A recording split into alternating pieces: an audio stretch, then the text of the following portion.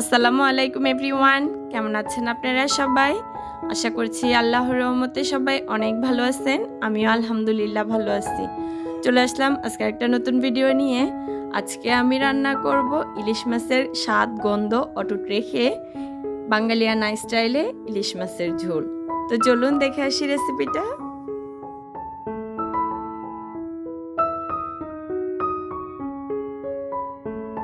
আমি এখানে ইলিশ মাছের ঝোল রান্না করার জন্য বড় সাইজের একটা ইলিশ মাছ নিয়ে নিলাম।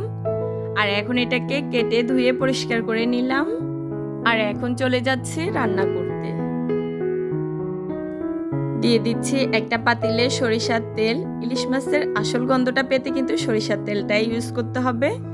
দিয়ে দিচ্ছি এখানে পেঁয়াজ কুচি। ফার্স্টেই বলে দিচ্ছি, যারা আমার ভিডিওটি দেখতেছেন প্লিজ একটা লাইক দিয়ে ভিডিওটি দেখতে থাকুন শেষ পর্যন্ত। দিচ্ছি 7-8টা কাঁচামরিচ। দিচ্ছি স্বাদমতো লবণ। পেঁয়াজটাকে একটু নেড়েচেড়ে ভেজে নিচ্ছি।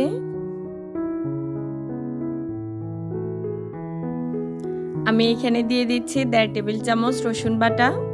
ইলিশ মাছের আসল গন্ধটা যদি পেতে চান তাহলে এখানে আদা বাটাটা ইউজ করা যাবে না, তো আমি শুধু রসুনটা দিচ্ছি।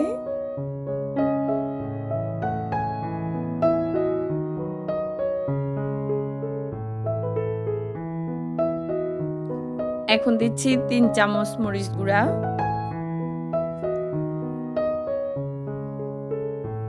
একটু নেড়ে দিচ্ছি, আমার মশলাটা পুড়ে যাচ্ছে সেজন্য দিয়ে দিচ্ছি সামান্য পরিমাণে পানি।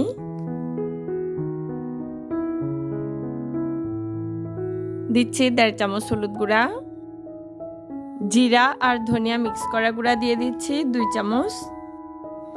এখন একটু নেড়ে দিচ্ছি।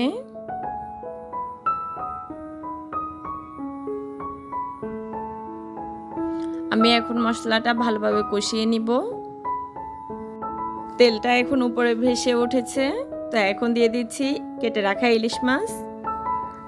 আর মাছগুলোকে আমি নেড়ে চেড়ে মশলার সাথে ভালোভাবে মিশিয়ে নিচ্ছি।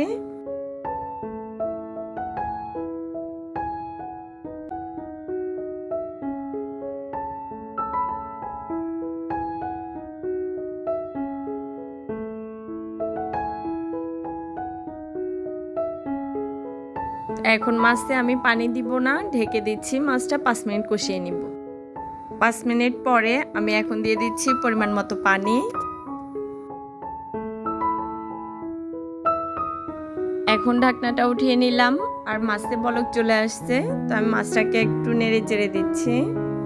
তো এইভাবে করে আমি মাছটা রান্না করে নিচ্ছি।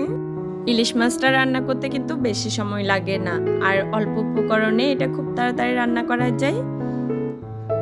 তো এখন দিয়ে দিচ্ছি উপর থেকে কয়েকটা গোটা কাঁচামরিচ, এতে করে মাছের টেস্টটা অনেক ভালো আসে। দিয়ে দিচ্ছি একটু ধনেপাতা কুচি। 5 মিনিট পরে এটা নামিয়ে নিচ্ছি।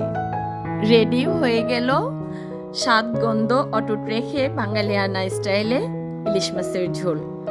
সেম রেসিপিতে যদি আপনারাও ট্রাই করেন আশা করি নিরাশ হবেন না। এটা খেতে অসম্ভব মজাদার। যদি ভিডিওটি ভালো লাগে একটা লাইক দিবেন, কমেন্ট করবেন, শেয়ার করবেন আর সাবস্ক্রাইব করবেন। সাবস্ক্রাইব করার পর পাশে থাকা বেল আইকনটা প্রেস করে দিবেন, যাতে আমি ভিডিও ছাড়ার সাথে সাথে আপনাদের মোবাইল নোটিফিকেশন চলে যায়। তাহলে আপনারা সেটা খুব সহজে দেখে নিতে পারবেন। সবাই ভালো থাকবেন, সুস্থ থাকবেন। আল্লাহ হাফেজ।